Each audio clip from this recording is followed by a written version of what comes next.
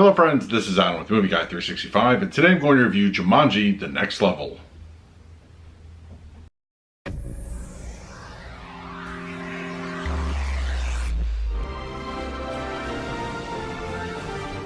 If you're new to the channel, please hit the like button, subscribe, hit that bell notification. I put out videos every single day. You can also find me over Twitter and Instagram at Movie Guy 365, as well as over at the Disney Magic Hour podcast. I will leave a link for that in the description. Alright, Jumanji: The Next Level is here 2 years after the original, well, the sequel to the original Jumanji.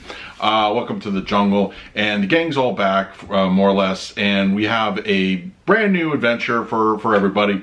Now, just quickly, I really enjoyed Welcome to the Jungle. I thought it was really a cool, fresh take on Jumanji, kept within the spirit of the movie, and it had a great cast and a great chemistry, and everything, you know, little story beats seemed to kind of work within the world that was already established with the original Jumanji starring Robin Williams.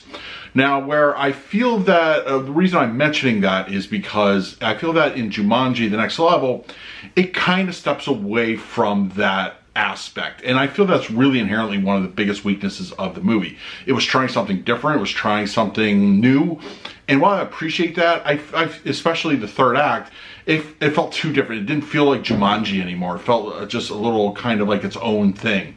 That could be good, that could be bad. I think that's really going to be dependent on your taste. But let me just start by saying also the cast returning was great, and also the new additions I feel did a wonderful job. Danny Glover, Danny DeVito, Awkwafina, I think they all brought something, and it was so hilarious watching The Rock, who actually kind of took a back seat in this one, and I think it actually kind of helped overall, like, the chemistry of the film.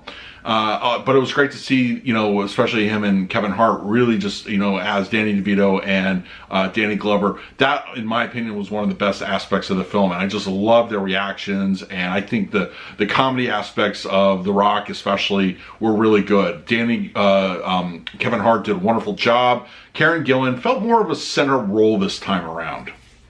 Also, we have, you know, of course, Jack Black and our Jonas brother there and Awkwafina. They all did good jobs. Now, our main antagonist of this film is largely forgettable.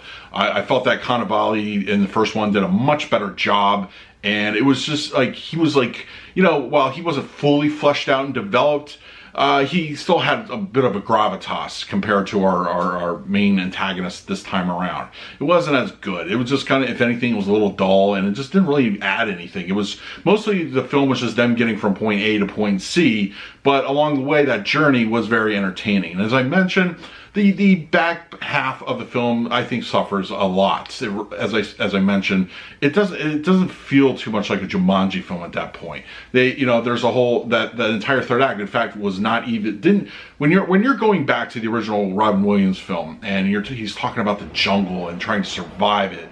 That's kind of how I picture what Jumanji was, but they expanded the world, I feel, a little too much, that it just made it feel like any location that you could possibly see in another movie. It didn't feel really, like, unique. It was actually just kind of dull, and it was just not overly great. It was something you would see, like, you know, a little Game of Thrones-ish meets Mad Max, and, you know, some people might enjoy that. For me, I just felt it just took away from the magic of what Jumanji in itself was.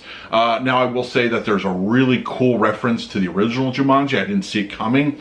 There's a clue sprinkled a couple times, but it didn't put those pieces together until pretty much the end of the movie, and I thought it was really neat. It was a great little just nod, and I think it worked quite well. Overall, it was okay. I feel Welcome to the Jungle did a much better job of a successor to the original Jumanji. This one felt like a moderate step in a different direction, and it just, I don't feel that a lot of the things worked for me personally, but it's still a fun movie. It's funny. It was great chemistry, seeing everybody back again, and I think overall it's an average film. It's an average sequel, and I feel that if they go for a third one or a fourth one, depending on how you look at it, they might want to kind of return to that formula. So I'm going to go ahead and give Jumanji: The Next Level, I'm going to give it a 7 out of 10. I think I feel that it could have done a few things differently in, you know, keeping with the spirit of Jumanji, and instead of going in that final third act direction, I feel which ultimately hurt the movie. So let me know in the comments below if you plan to check out Jumanji: The Next Level and what you thought of it if you did see it.